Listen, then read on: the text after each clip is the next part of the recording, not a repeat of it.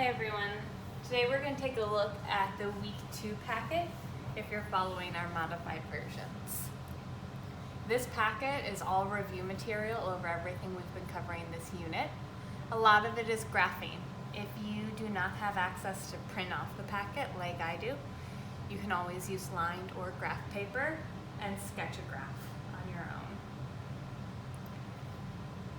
So, number 1 is asking us to sketch the graph of each line.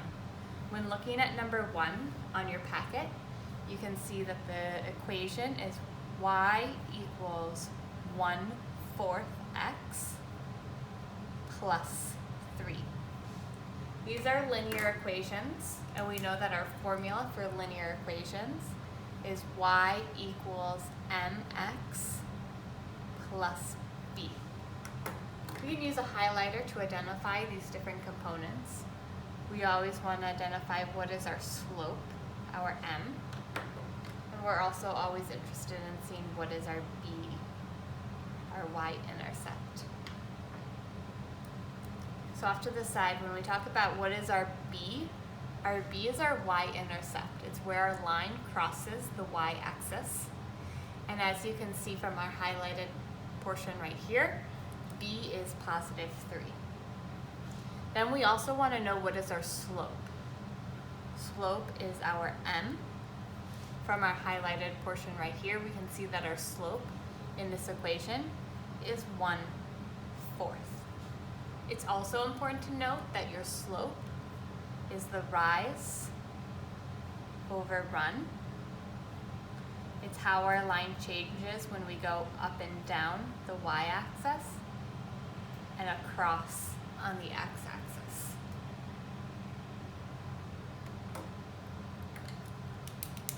So if I want to graph this line, and I'm going to have a rough sketch here.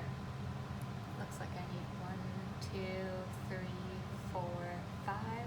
1, 2, 3, 4, 5. Our first point that we plot is b for beginning, our y-intercept, b for beginning. I'm going to start by graphing my 3 on my y-axis. So on my y-axis, I need to find 3. I've got 0, 1, 2, 3. I'm going to plot a point right here. Then I need to use my slope, or my m, which tells me how I move across the graph. Remember, b is for beginning, m is for move. This tells me how I move. And you can see that I'm going to rise or go up positive 1. And I'm going to run or go across positive 4. So from here, I'm going to count up 1 and over 4. 1, 2, 3, 4. So on my rough sketch here, it looks about, oh, I didn't connect those lines. That would be my line. So you're going to go ahead and use all of the examples and sketch numbers 1 through 8. When you get to number 9, you'll notice that the problems change a little bit. So when we look at number 9 on your week 2 packet, the instructions have changed. They're asking you to solve each system by graphing. You need to find the point of intersection, and you need to write your final answer as a coordinate point, an x, y. You see on this one you have 2 equations. One of your equations is y equals 1/2 x plus 4. And your other equation is y equals negative x minus 2. And before you even move forward, remember that when you have just a variable and nothing written in front of it, there is technically a little hidden 1. If it helps you to write out the 1 before that x, go ahead and do so. Both of these are still linear equations. They are both going to be written y equals mx plus b, y equals mx plus b. for both of these, we still need to find what is the value of b and what is the value of m. What is the value of b? What is the value of m?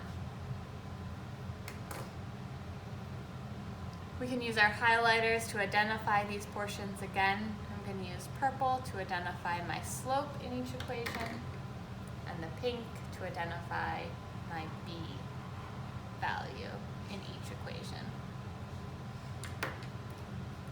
So in equation number 1, you can see that our b is positive 4. Our y-intercept is 4. Our m is 1/2, so our slope is 1/2. Here, our b, our y-intercept, is negative 2. And our m, our slope, is negative 1. You can always turn a whole number into a fraction by taking that number and putting it over 1. Remember, slope is our rise over run. It's how we move up and down the y-axis over how we move across on the x-axis. And that is for both of these.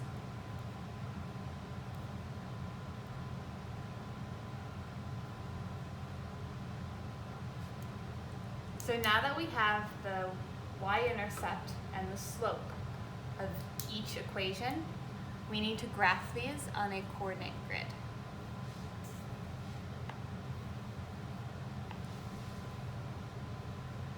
Go ahead and make a sketch. 1, 2, 3, 4, 5, 6, 7, 8. 1, 2, 3, 4, 5, 6, 7, 8. 1, 2, 3, 4, 5, 6, 7, 8. 1, 2, 3, 4, 5, 6, 7, 8. Remember, this is our x-axis and this is our y-axis. So on this first point, or first line, I need to graph b for beginning. I need to graph my y-intercept. In this equation, my y-intercept is positive 4. So on my y-axis, I'm going to find positive 4. Positive 1, 2, 3, 4. I'm going to put a point at my y-intercept. From here, I use my slope to tell me how I move across the graph. Well, my rise, how much I go up, is positive 1. And my run, how much I go across, is positive 2. So from this point, I'm going to go up 1 and over 2. And I could even keep following that pattern, up 1, over 2. Or I could also grab a ruler and connect those dots to form a line. I then graph my next line. I start with my b for beginning, it's my y-intercept, negative 2. So on my y-axis, I need to find negative 2. The center is 0, so I'm going to go negative 1, negative 2. I'm going to plot that point at negative 2. From there, I'm going to use my rise over run to determine where that next point lies. In this case, my rise is negative 1 and my run is positive 1, so I'm going to go down 1 over 1 and plot a point. I could go up 1 over 1 and have my next one. I could also go up 1 over 1 and have my next point. And then if we keep sketching, you can draw your line. You can see here is the point of intersection. Now if you have a nicer graph, it might be easier to see where the exact point of intersection for this graph is. If I kept going down, I would go negative 1 over negative 2, and do negative 1, 2. And then I would do negative 1 over negative 2. And so I think that this point is at negative 4, and that this point is at positive 2. So the point of intersection for number 9, or your x, comma, y, would be -4, +2.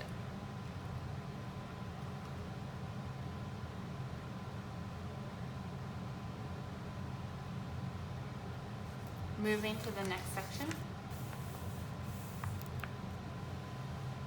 we're going to take a look at number 15 as an example. This section says solve each system by substitution. If we take a look at number 15, it tells us that x equals 3, and then it gives us an equation that says y equals 7x minus 20. What we need to do here is take what x equals, and in this case, x equals 3, and I'm going to plug it in or substitute it into my other equation every time I see x. So when we move from here, my new equation is going to be y equals 7. But instead of using x, I'm going to plug in 3. So 7 times 3 minus 20. I now have to use order of operations to solve, meaning I have to use the multiplication first before I can move on to the addition or subtraction. 7 times 3 is going to be 21. So I now have 21 minus 20 because I had to bring down that -20. When I do 21 minus 20, you get that y equals 1. On all of these problems, we still need to keep in mind that our final answer needs to be written as a coordinate point, meaning we have an x value and a y value. On all of these problems, they gave us what x equals, and x equals 3 in the case of number 15. We did the math and we figured out that our y value is 1. So the answer to number 15 is going to be 3, 1.